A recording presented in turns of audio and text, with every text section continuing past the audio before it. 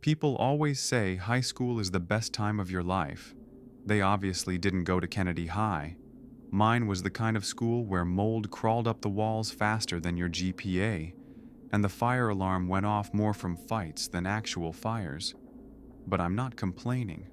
I kinda liked the chaos. Thrill made everything feel less fake, less boring. That's probably why I said yes when Marcus dared me to go to the old Hillridge building. It had been condemned for years, all fenced up and tagged with spray paint that made it look more like a war zone than a school. There were stories, sure, about kids who never came home, about a girl who locked herself in her locker and never came out. But they were just that. Stories. Urban legends are passed around like candy during lunch. "Yo, Deja," Marcus had grinned, flicking his lighter open and shut like he always did when he was excited. "I bet you won't make it past the science wing. They say it still smells like formaldehyde and failure." "What do I get if I win?" I shot back. "Bragging rights. And my hoodie, the red one." That was enough for me. I looked good in red. So there we were, one gray Saturday afternoon, sneaking through a gap in the chain-link fence like we were starring in our own horror movie. Zoe was filming it on her phone for TikTok, narrating in a mock British accent. Julian had brought bolt cutters and a flashlight the size of a car battery. We all had our reasons. Marcus liked danger, Zoe wanted views, Julian was just bored. And me? I guess I wanted to feel something real. Inside, the place smelled like rot and wet paper. Ceiling tiles hung like broken teeth. Lockers lined the halls like rusted coffins, some busted open, others bent like they'd been punched from the inside. We joked at first. "This place got any vending machines still stocked?" "I'm craving expired Doritos," Julian muttered, waving his flashlight. "Bet you $5 we find a body," Zoe giggled, already zooming in on a rat skeleton. But as we went deeper, the jokes got thinner. The silence was heavy, like the building didn't want us there. It felt watchful. Then we reached the corridor next to the old gym wing. The floor was warped, like water damage had made it breathe. But that wasn't what made us stop. There was a single locker, locker number 301. Unlike the others, it wasn't rusted, wasn't dented. The paint looked fresh. And it was locked. "Okay, that's weird," Marcus whispered. "Who the hell would lock something in a building that's been abandoned for 10 years? Maybe it's like, I don't know, an art piece?" Zoe offered. But even she sounded unsure. "Let me try it," Julian said, pulling out a pocket knife. He knelt in front of the lock, tongue between his teeth like it was a game. I should have stopped him. I should have said, "Let's leave." Instead, I stood there, heart thudding with some mix of fear and curiosity that I didn't know how to ignore. With a final click, the lock popped open. The door creaked like it hadn't been touched in years. A wave of cold air hit my face, sharp and metallic. Inside, hanging perfectly straight, was a Kennedy High uniform. Clean, pressed, like someone just left it there yesterday. Below it, a spiral notebook with torn edges, and beside that, a human eye, still wet. Zoe screamed. I stepped back, hand to my mouth. Julian stumbled and fell, knocking over his flashlight. For a second, all I saw was spinning shadows. "That's not a prank," I whispered. Marcus didn't say anything. He just stared, like the sight pulled something out of him. I reached into the locker before I knew what I was doing. I grabbed the notebook, my fingers brushing the edge of the uniform sleeve. Something moved inside the locker. I swear it moved. We ran. We didn't stop running until we were back on the street. Zoe collapsed on the curb, clutching her phone like it was a life vest. Julian paced, muttering curses, rubbing his arms like he could scrub away what he saw. Marcus bent over, hands on his knees, trying to catch his breath. Me? I was still holding the journal. No one said anything for a while. The wind had picked up, colder than it should have been for late spring. I could feel it in my bones, that kind of cold that settles deep, like it's trying to get inside you. "We should call someone," Zoe finally said. "The police. I saw bones. I saw an eye. Deja." "No," Julian snapped. "You think they'll believe we just happened to find that? They'll say we planted it." "We can't just do nothing," she said, voice breaking. I opened the journal slowly. The first few pages were torn or water-stained, but the writing that remained was neat. Careful, cursive, like someone who wanted to be taken seriously. April 6th. They said I don't exist. Funny, right? How can you go to a school for 3 years and be a ghost? They never said my name once. Not in attendance, not in the yearbook. I guess if no one knows you, you can't be missed. Ashlyn. That was the name signed at the bottom. Just Ashlyn. What the hell is this? I murmured, flipping another page. April 12th. I see things now. In the gaps between the lockers. In the reflections of the bathroom tiles. Something's there, and it remembers me. It sees me. Finally. I snapped the journal shut. "I'm going home," I said, not waiting for the others. My hands felt dirty just holding that thing. I shoved it in my bag and took off. My house was only a few blocks away, but every shadow I passed felt too still, every window too dark. That night, I couldn't sleep. I left my lamp on. My closet door cracked just enough to see the sliver of light touch the pile of shoes. I kept telling myself it was fine. It was just a dare. Just a creepy journal and a messed up prank. Then my phone buzzed. Unknown number. The message read, "Thanks for opening it. Now you're next." I stared at it, pulse thudding so loud I thought I could hear it in my ears. Before I could block the number, another text popped up. "Don't bother running. I already know where you sleep." The number saved itself in my contacts, automatically, 301. I turned my phone off and threw it across the room, but the messages were already in my head. The next morning, I got to school early. I didn't want to walk the halls with Zoe or Marcus or anyone. I wanted to see if any of it had followed me. If maybe, in the daylight, it would seem fake, less real. But it didn't. I opened my locker and froze. Hanging on the hook was the same Kennedy High uniform from locker 301, folded neatly, freshly pressed. And at the bottom, a single contact lens case. I opened it. There was another eye, still wet, still watching. I skipped third period. I couldn't stop thinking about the eye. How it looked almost fresh, like it had just been removed. There was no blood, no smell. Just that cold, glossy stare. And the uniform. It was identical to the one in the abandoned locker, even the name tag. Ashlyn. That wasn't even a name I recognized. No one at Kennedy wore tags. That wasn't a thing. But this one was stitched on like it belonged. I asked the front office if they had records of a student named Ashlyn. They gave me a weird look. The secretary, Mrs. Dreyfus, scrolled through an old digital archive, mouthing names as she went. "Nope," she said eventually. "No Ashlyn at this school for at least 15 years. Could it be someone who wasn't officially registered? Like a transfer who never got logged in the system or something?" She gave me a look like I was wasting her time. "Kid, if she wasn't in the system, she wasn't here." Except she was. Her uniform, her journal, her eye. All of it was real. Too real. Later that day, I met Marcus behind the gym after school. He hadn't answered my texts all morning, but when I saw his face, I got it.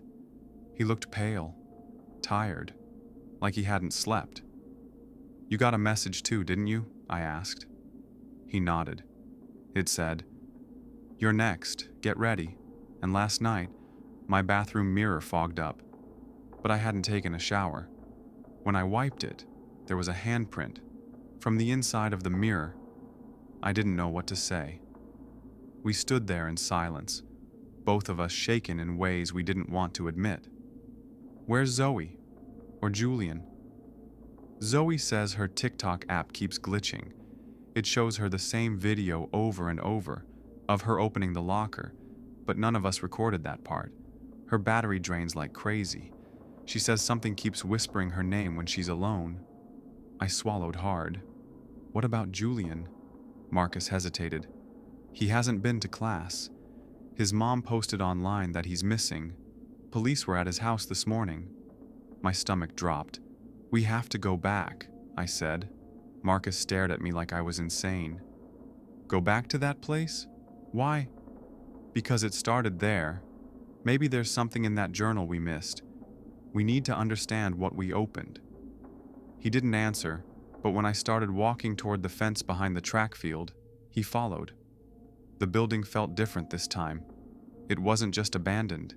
It felt aware, like it remembered us. As we stepped through the same broken window we used before, the air inside shifted. No wind, no birds, just that buzzing silence.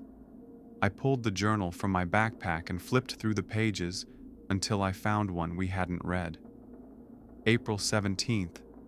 There are spaces behind the lockers. Crawl spaces maybe, but they weren't made for maintenance. I hear footsteps in them, whispering. It repeats my name sometimes. It says I belong in the walls. I think it wants me to become part of it. Marcus's flashlight flickered. I froze. Somewhere down the hall, metal creaked. We turned. Locker number 301 had opened. On its own. There was no wind, no draft. It just hung open, that same faint cold spilling out. I heard breathing. You hear that? I whispered. Marcus raised his flashlight. The beam caught movement, something slithering along the edge of the ceiling, just barely out of sight. We backed away, step by step, until Marcus tripped over a broken desk. I turned to help him up, and when I looked back, the locker had closed again. But now, my name was stitched onto the uniform. Not Ashlyn. Deja. That night, I didn't bother trying to sleep. Every time I closed my eyes, I saw that uniform. My name stitched where Ashlyn's used to be. My stomach churned. I kept asking myself if the locker was changing the uniform, or if I was somehow replacing her. My phone stayed off. I didn't want to see more messages from 301, but that didn't stop things from getting worse. At 2:12 a.m., I heard something shifting behind my bedroom wall, not in the hallway, not in the attic, directly behind my bed's headboard, like fingernails on drywall, dragging. I didn't move, didn't breathe, just stared at the wall. Then I heard it. A whisper. Deja. I pressed both hands over my ears, tears stinging my eyes. I don't remember falling asleep. I just remember waking up to find my pillow soaked with sweat and the journal open on my desk, even though I swear I'd left it in my backpack. A new page. April 21st. It wants a name. It feeds on names, I think. If no one remembers you, you're safe. But once someone knows you, once they say your name, you belong to it. I tried to disappear, but it wasn't enough. Now it's learning how to replace us. The word replace was underlined, repeated 4 times in the margins. At school, I found Marcus by the vending machines near the east stairwell. He looked even worse than before. His eyes were bloodshot. His hands wouldn't stop shaking. I saw her, he said, voice low. Who? Ashlyn, or something pretending to be her, in the walls of the science wing. I thought it was a reflection, but it blinked after I did. Her face was wrong. It was like a copy someone made from memory. Almost right, but just off enough to scare the hell out of me. I grabbed his arm. We need to go back tonight, all the way this time, into the walls. Deja, that thing wants us there. That's the whole point. It's already inside our homes, inside our heads. It doesn't matter where we are. We need to end this. We need to find out what happened to Ashlyn and to Julian. That night, Marcus and I returned, bringing extra flashlights, gloves, crowbars. This time we went straight for the east wing. That part of the school was sealed with caution tape and bolted doors, but it didn't matter. We broke in through the maintenance hallway and found the section of lockers mentioned in the journal. They weren't back to back like usual. These ones stuck out from the wall a few inches, enough to pry behind. We pulled locker 301 completely out of its slot. It groaned like it didn't want to move. Behind it, a narrow dust-choked gap, barely wide enough to crawl into. Marcus looked at me like I was insane. I didn't care. I slid in first. The space went on longer than it should have. A tight crawl space that curved downward into the dark. We moved slow, flashlights barely reaching past the dust. Then, scratches, dozens of them, carved into the wooden support beams. Ashlyn, Ashlyn, Ashlyn. Then something new. Deja, carved underneath. Marcus whispered, "Oh God." Then the whispering started again. Not in our heads, out loud, soft and close. "Thank you for remembering me." I turned the flashlight. Ahead of us, crouched in the corner, was a girl, Ashlyn. But her skin was thin, like paper. Her mouth stretched too wide, her eyes, both missing. Still, she smiled. "Almost done," she whispered. "You're almost ready." And behind her, the wall breathed. We scrambled backward, crawling so fast my elbows bruised against the beams. Ashlyn, or whatever wore her face, just sat there, smiling with her hollow eyes as the walls behind her pulsed, like lungs under rotting skin. "Almost ready," she'd said. Ready for what? We made it out of the crawl space, gasping like we'd surfaced from deep underwater. Marcus threw up behind the lockers while I tried to steady my hands enough to zip my bag. "Did you see her mouth?" I whispered, trying to believe the words as I said them. "It wasn't human." Marcus wiped his face with his sleeve. "I don't think she is human anymore." We left the school that night without speaking another word. But I couldn't sleep.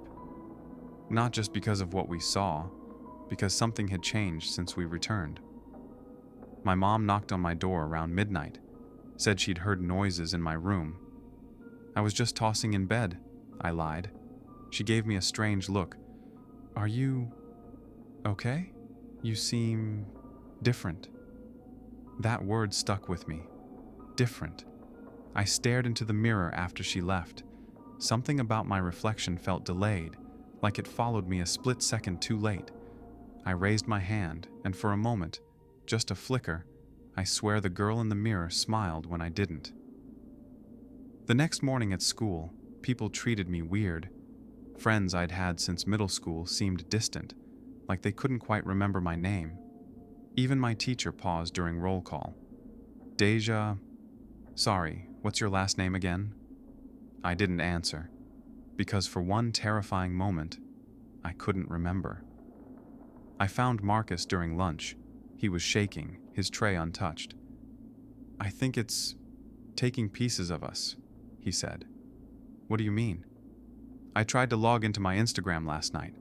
It said my account didn't exist. My emails are gone. My mom asked me where I was born." I blanked. His voice cracked.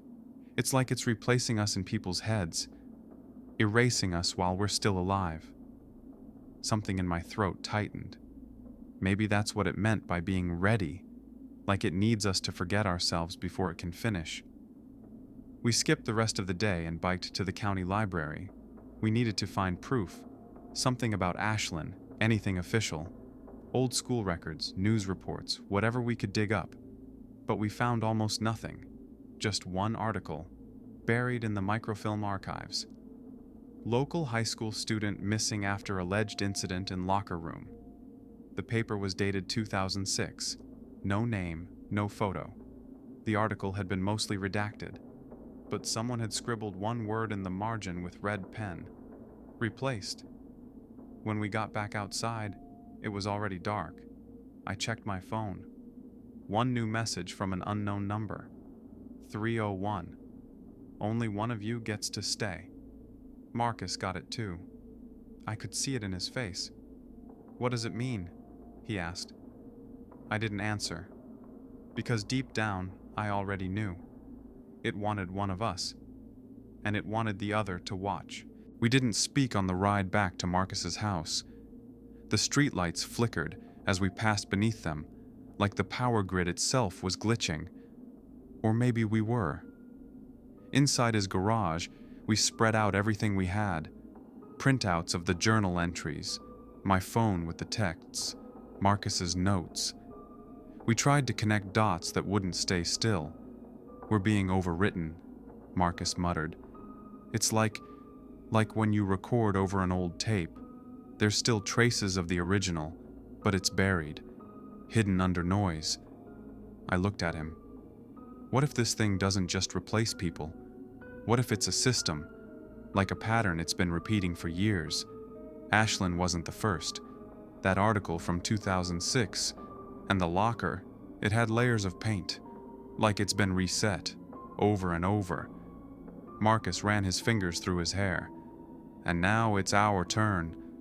We both stared at the last message again. Only one of you gets to stay. I'm not choosing, I said. Me neither.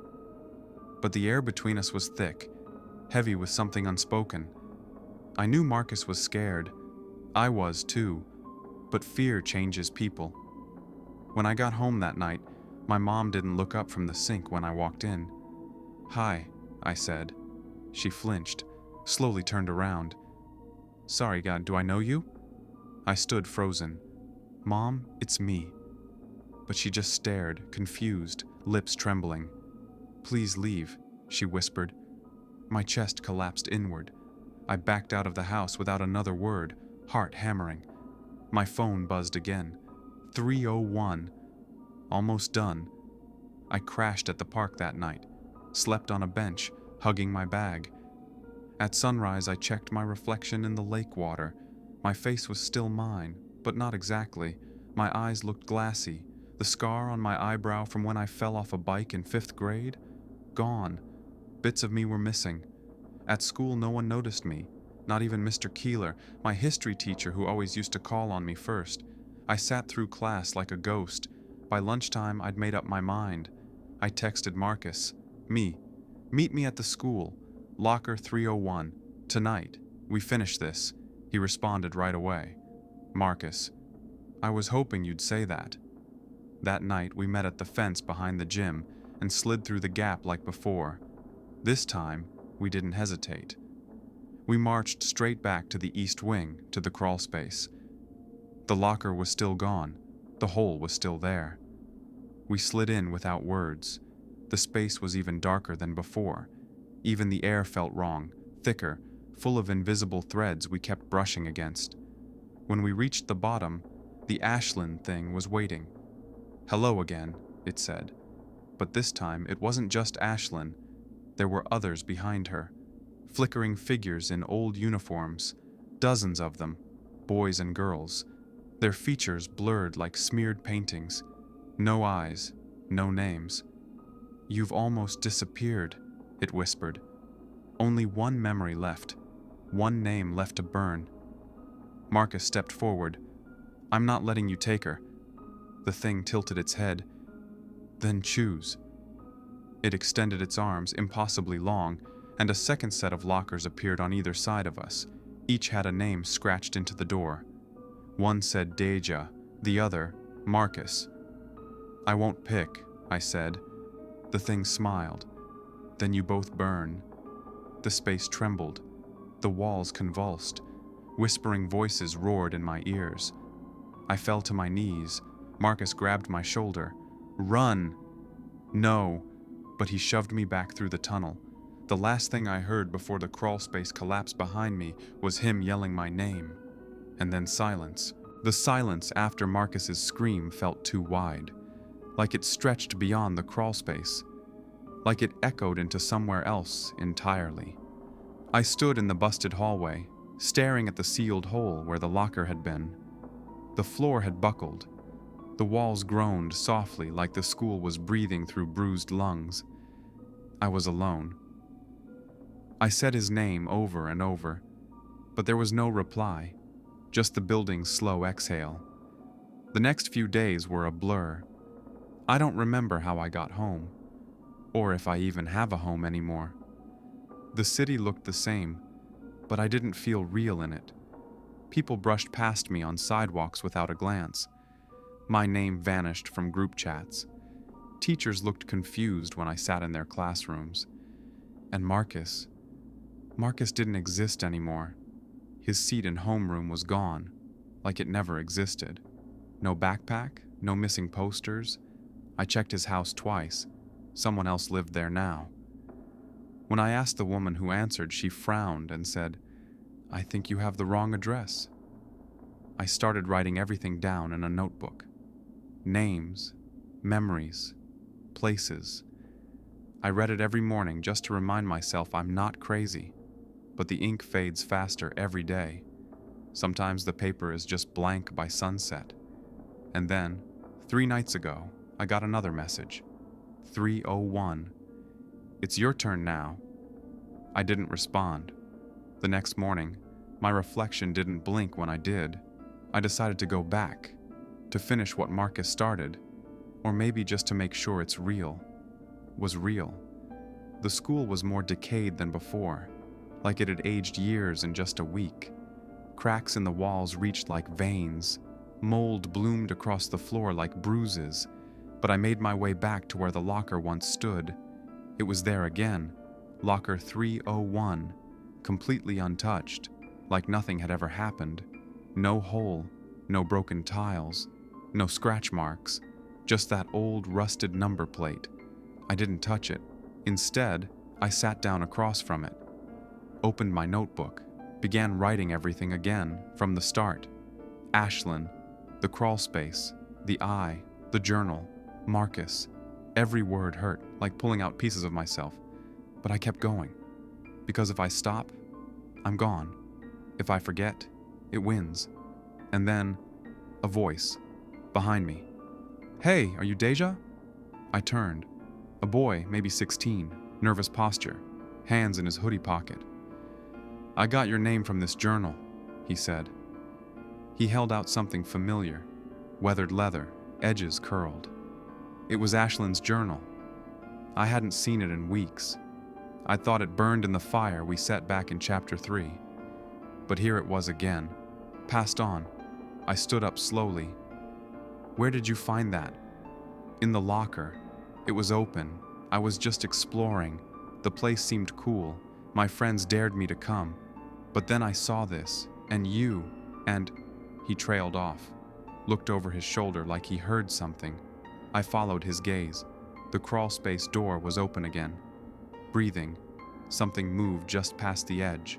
Something wet and watching. I looked at the boy. "I need you to listen carefully," I said. "Whatever you saw here, whatever you think you found, you have to forget it. Leave the journal. Don't talk to your friends. Don't come back." He blinked. "Why?" I took the journal from his hands, gripping it tight. "Because it's not done with me yet, and if you're not careful, it'll start with you too." Behind us, locker 301 clicked. Not open, not closed, just waiting.